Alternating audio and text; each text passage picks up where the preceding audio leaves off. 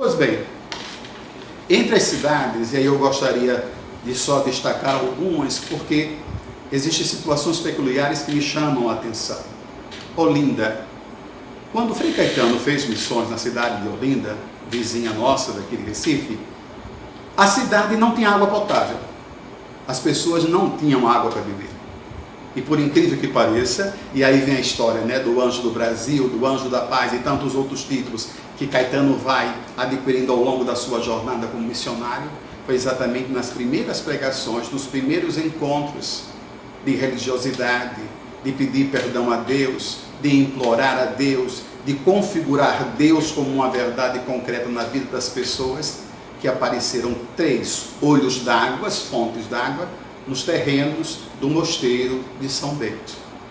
Isso, para aquela gente, para aquela época, já era milagre suficiente que dava a Caetano de Messina esse título de anjo, de missionário, de verdadeiro homem de Deus, que por suas palavras e gestos e obras já começavam a demonstrar o seu amor por aquele povo. E Olinda passou a ter água potável. Fato que a história não tem interesse de contar, mas um fato que nós franciscanos, capuchinhos e toda a família franciscana deveria guardar no seu coração. Igaraçu, não só ele fomentou a vocação, restaurou o convento, fez um muro de proteção, porque as irmãs já se encontravam a perigo naquela época por conta da violência, e circuncidava essas cidades. E Frei Caetano de Messina já mostra com muita clareza o cuidado e o zelo. E lembre-se que todas essas coisas que Frei Caetano fez ou acabou fazendo, não era uma coisa criada por ele, não era só uma ideia de evangelização, era uma necessidade concreta do povo.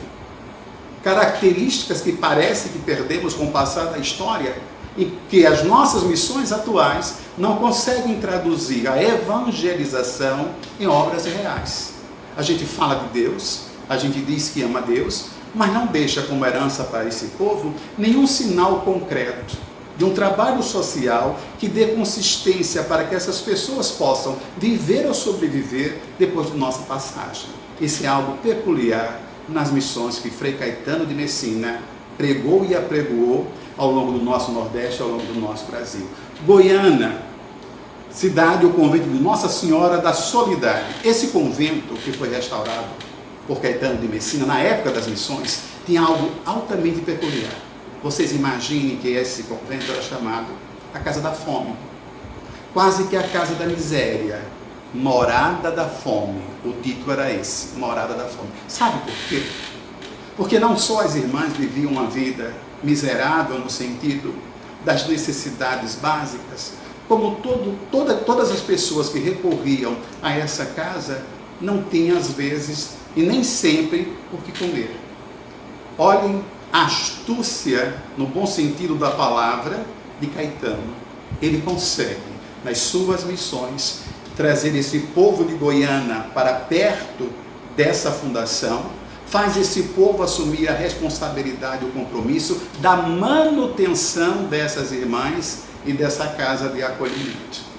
Olha, gente, se Frei Caetano não tornasse santo dos altares, as marcas por ele deixadas já nos dá margem para percebermos que tipo de santidade Caetano construiu ao longo da sua vida. Triunfo, cidade triunfo, já aqui puxando para o nosso sertão, Caetano vai da cidade até o interior e desemboca no sertão. Triunfo hoje tem um açude. O açude hoje, com o nome do prefeito que fez as melhoras no açude, era uma lagoa.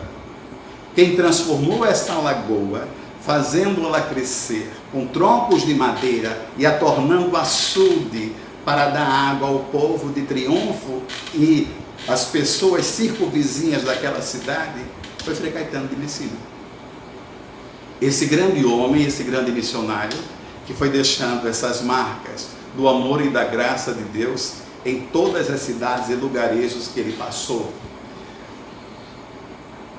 Paudalho, Guerra dos Maribondos. Reparem bem, Pernambuco fervilhava e Paudalho já havia um movimento revolucionário, e essa guerra dos maribundos foi assim chamada porque havia um decreto e um censo que precisava ser feito, e o povo lá de Paudalho não acreditava na conversa do Estado do governo. Achava que esse censo, para tomar nota das pessoas que estavam na cidade, ou nas pessoas da circunvizinhança e as pessoas que morriam, teria um outro pretexto e não seria muito bom.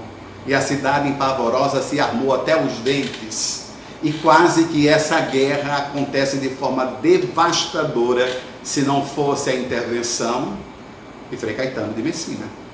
Ele é chamado para lá exatamente para conter, não só essa rebeldia, mas para conter os ânimos que estavam à flor da pele, e as pessoas já estavam prontas, armadas para a guerra, para brigar, para matar.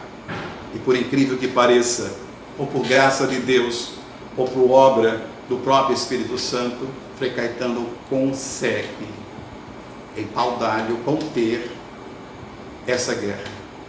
Algumas das cidades em que Frei Caetano passou, embaixo de construção de igreja, de construção de cruzeiro, até embaixo de construção de cemitérios, repousam não só os corpos daqueles que foram sepultados, mas muitas armas, facas, peixeiras, facões, armas que os homens se utilizavam para fazer e fomentar a guerra ou a discórdia.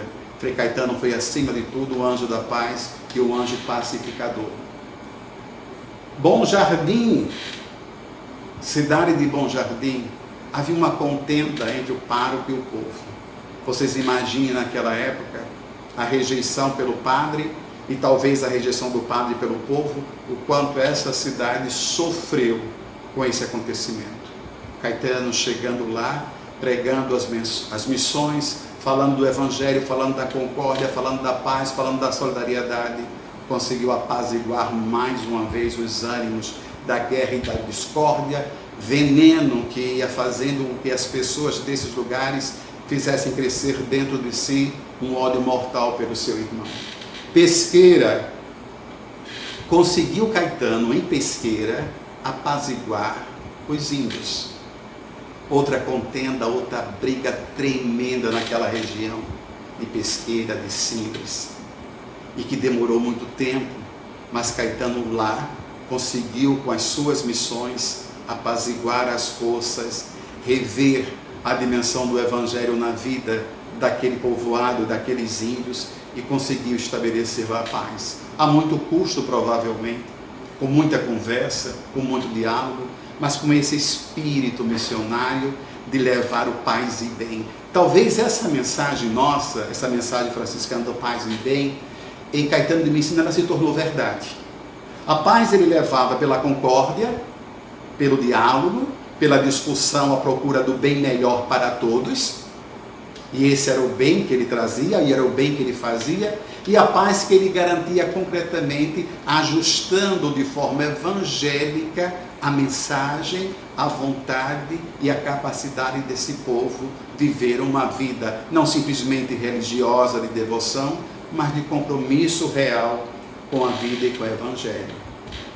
Pedra de Buíque, onde ele construiu a matriz que é dedicada a São Félix, essa matriz, lá em Pedra de Buíque, embaixo dela tem muita arma que foram enterradas, porque esse era o grande momento das missões, enterrar e sacudir ali tudo aquilo que foi usado como instrumento de violência e de contenda pelas pessoas, pelo povo do lugarejo.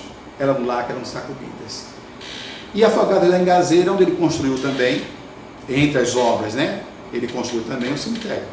Dizem, segundo os relatos históricos, que nos muros desse cemitério estão também muitas armas jogadas lá e enterradas para acabar por completo a discórdia nessa cidade.